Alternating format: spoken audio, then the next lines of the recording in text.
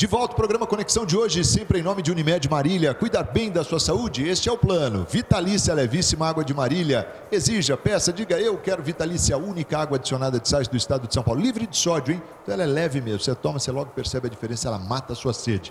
Transtorno opositor desafiador, TOD. Esse é o tema de hoje do Conexão com a psicóloga clínica Ana Cláudia Rodrigues de Oliveira, que muito nos honra com sua presença aqui, falando um pouco sobre esse assunto, aliás, inédito no programa Conexão. A gente nunca falou sobre isso. Está sendo muito bacana conhecer um pouco mais sobre esse transtorno que tem uma incidência importante aí nessa faixa etária, aí, nessas crianças até 8 anos. Ana, a gente foi para o intervalo e eu mencionando essa questão de alguma associação, uma correlação com o transtorno de déficit de atenção e hiperatividade. Tem relação? Muitas vezes se confunde os sintomas. Como é que é isso? Sim, olha, na maioria das vezes estão associados o TOD e o TDAH, né? TDAH, que é o de déficit de atenção e hiperatividade. Então, por isso que no bloco anterior eu disse que a criança entra em sofrimento, que é a mesma coisa daquela que todo mundo fica chamando atenção, todo mundo que está à volta, ela acaba se destacando dentre as outras. Então, o TOD, raramente ele virá, será desencadeado sozinho, né? Acho que a gente vai ter que mexer aqui. O TOD, ele sempre estará acompanhado de um outro transtorno. E o déficit de atenção e hiperatividade junto, praticamente gêmeos. E aí outros, transtorno de humor, transtorno até de conduta, porque existe também uma diferença de transtorno de conduta e desvio de conduta, que é uma sequela do TOD.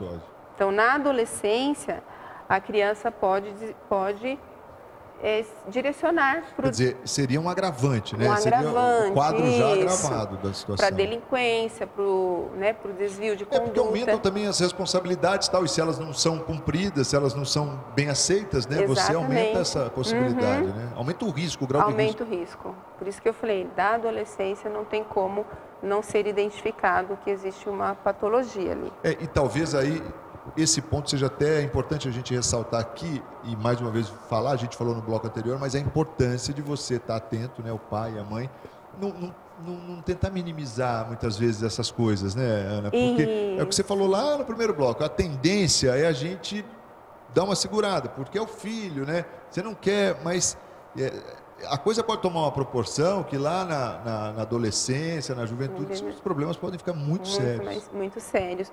Mesmo porque acabamos não falando, né, o que desencadeia são fatores genéticos e comportamentais, dinâmica familiar. Então, um filho de um pai abusador de drogas, né, psicoativas, de álcool e outras, filho de pais de ambiente hostil, a separação também pode desencadear, mas o fator genético ele é muito importante. Então, na investigação, nós vamos percebendo outras pessoas, outros adultos que têm não somente o TOD, mas comumente o desvio de conduta.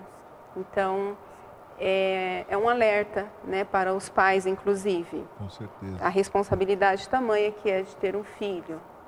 Você estava me falando, você me perguntou, né, como lidar com essa questão. Então, além das psicoterapias, né, do tratamento, a família precisa de orientação, precisa mudar a sua rotina.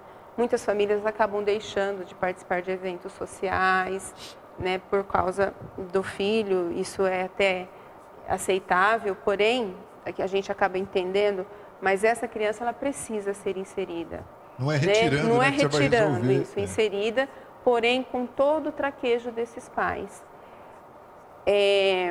Ela requer atenção especial praticamente o tempo todo, firmeza com ternura. Às vezes os pais, né, têm essa dificuldade também. Muito. Ser firme, sempre firme, mas acolher essa criança, como eu disse, ela também sofre muito. É interessante porque os sintomas a gente mencionou aqui, né? E ela até mencionou essa do transtorno de déficit de atenção também. E eu acho interessante, eu até fiz essa relação, porque de uns tempos para cá, tudo também virou transtorno de déficit de atenção, né? Nós tivemos uma fase aí que a criança não podia ter um comportamento assim, sei lá, ser um pouco mais ativa, né? Já classificavam como hiperativa e, quer dizer, isso acabou pegando meio que uma por osmose. Aí todo mundo foi falando, é hiperativo, tem déficit de atenção e tal, mas quando na verdade nós temos outros distúrbios, outros transtornos que podem acometer a criança e são muito próximos, né, os sintomas, né? São muito próximos. Por isso que você tem que ir fazendo essa peneira aí para você conseguir chegar. E por isso que eu falo que ser pai é uma atitude de grande coragem, né? Porque se deparar com um problema desse, a questão realmente da hiperatividade, as crianças hoje, nós todos, adultos, nós somos muito assoberbados de informações, muito rápido, e a reação também é rápida. Então, as crianças se tornaram mais ativas, e o que a gente precisa ter muito cuidado para não dimensionar isso. De repente a gente não foi na mesma velocidade, né? A gente acha que eles são hiper, né?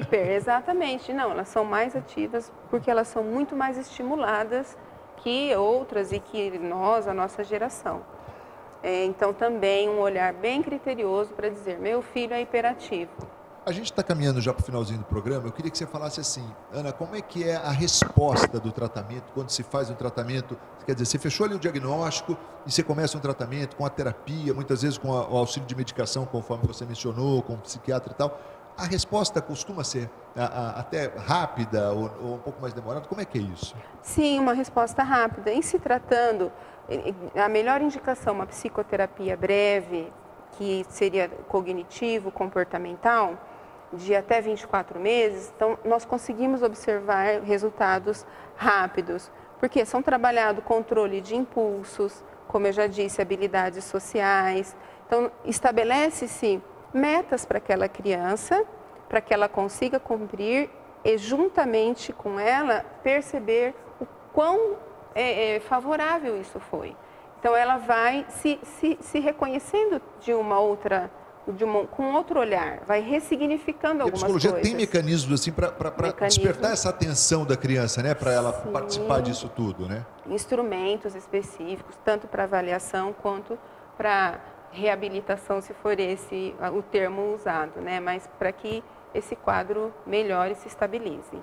Então, o prognóstico é muito favorável quando você inicia o tratamento? Favorável, principalmente quando se diagnostica precocemente. Então tá aí, olha, infelizmente nosso tempo é super curto, a gente já está aí no finalzinho do programa, conversando aqui sobre TOD, transtorno opositor desafiador, e eu quero agradecer a Ana Cláudia Rodrigues de Oliveira, que é psicóloga clínica, esteve aqui com a gente. Ana, e já fica o convite aí para você voltar para a gente falar sobre outros assuntos aí. Você tem uma ampla experiência também, foi psicóloga da Polícia Militar um bom tempo também. Atuei. Então fica aberto aí o convite e eu quero te agradecer por trazer esse tema com a gente nessa noite. Muito obrigada e estarei de volta assim que você e toda a tua equipe estiverem dispostos. Legal, muito obrigado e uma ótima noite. Boa noite a todos.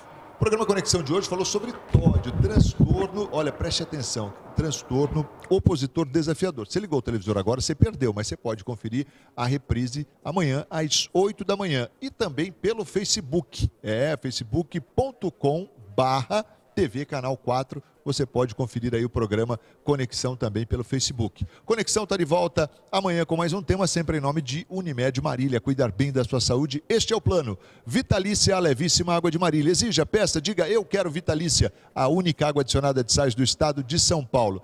Fiquem com Deus, uma ótima noite e até a próxima. Tchau.